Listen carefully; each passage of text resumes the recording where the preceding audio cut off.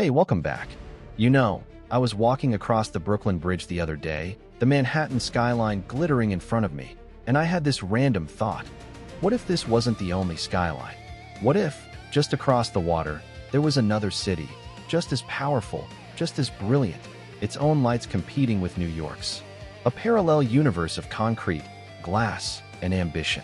It sounds like science fiction, but in the ancient Mediterranean, that was reality.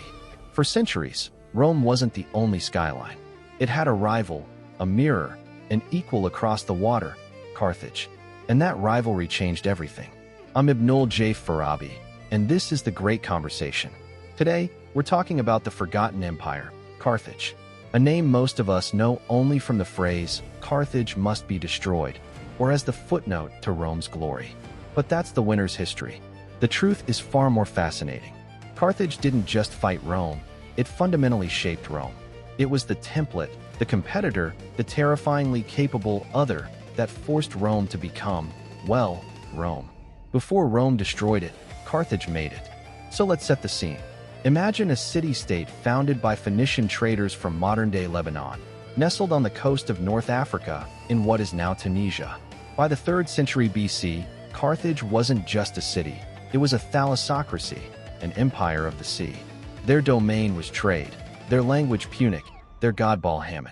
They were the supreme maritime power, with a network of ports and colonies stretching from Sicily to Spain. And then there was Rome, this relentless, land-based power, slowly consolidating control over the Italian peninsula. They were like two different species, one evolved for the ocean, the other for the land. And their spheres of influence were on a collision course in the middle of the Mediterranean, the island of Sicily. That collision became the First Punic War. And here's where Carthage's first, and perhaps most crucial, lesson to Rome comes in: naval power. Rome was a nation of farmers and legionaries. They had no real navy. Carthage had the greatest fleet in the world. In the early stages of the war, Rome was getting outmaneuvered at every turn. So what did they do? They did something astonishingly bold. They found a wrecked Carthaginian quinquereme, a massive warship, and they reverse-engineered it. They built an entire fleet from scratch, copying the superior design. But they didn't just copy, they innovated. They added the corvus, a kind of boarding bridge, which essentially turned a naval battle into a land battle. It was a hack. It was like a tech startup finding a competitor's proprietary code, replicating it, and then adding a killer feature that plays to their own unique strength. Carthage forced Rome to stop being a land power and become a sea power. The student, violently and messily, was learning from the master. This pattern only intensified with the arrival of Carthage's most legendary son, Hannibal Barca. The Second Punic War is Hannibal's story, and it's here that Carthage doesn't just shape Roman military tactics, but sears itself into the Roman psyche as the ultimate nightmare. Hannibal's audacious march across the Alps with his war elephants wasn't just a military maneuver, it was a psychological masterpiece. It was a declaration that no Roman heartland was safe. And then, at Cannae, he executed a tactical masterpiece, surrounding and annihilating a massive Roman army. It was the worst defeat in Roman history. The trauma of Hannibal was a furnace that forged the Roman soul. The phrase Hannibal ad portas, Hannibal is at the gates, became a Roman proverb for ultimate terror. That existential fear, that near-death experience, created a kind of national PTSD that transformed Roman strategy, politics, and identity. It bred a generation of generals like Scipio Africanus, who studied Hannibal's tactics and ultimately used them to defeat him. It created a Roman foreign policy of relentless, preemptive aggression. Never again would they allow a rival to get that close.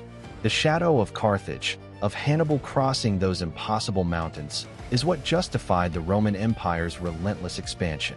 They had to ensure there would never, ever be another Carthage. But in doing so, they became the only Carthage that mattered. And this brings us to the most profound shaping of all, the idea of the enemy.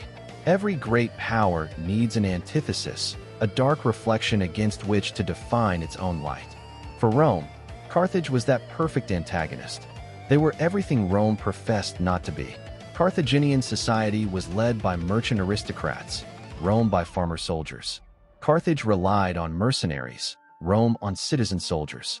Carthaginian religion involved, according to Roman sources, which we must take with a mountain of salt, child sacrifice, a concept Romans found utterly abhorrent. Whether true or propaganda, it painted Carthage as cruel, decadent, untrustworthy. They were the cunning, perfidious traitors to Rome's honorable, steadfast farmers. In defining Carthage as this utterly alien, treacherous other, Rome was able to crystallize its own self-image: pietas, duty, gravity, fidelity. Roman identity was, in many ways, constructed in opposition to the Carthaginian. You don't know who you are until you know what you are not, which makes the end so hauntingly inevitable.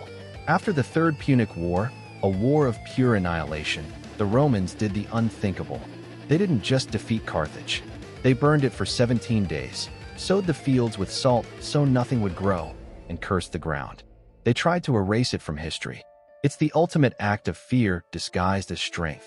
You only try to erase something so completely if it holds a terrifying power over you, if it shaped you at your core.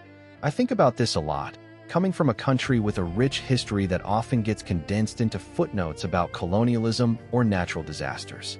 History is written by the victors, but the echoes of the silenced can be deafening. Carthage's legacy isn't in ruins in Tunisia.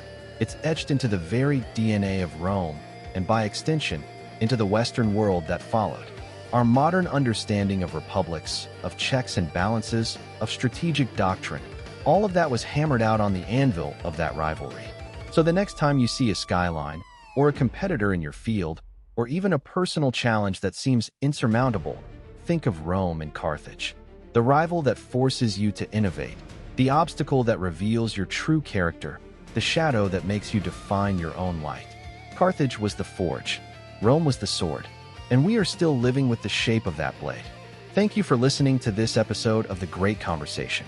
If this journey into the echoes of a forgotten empire resonated with you, please share it with someone. Leave a review, subscribe wherever you get your podcasts.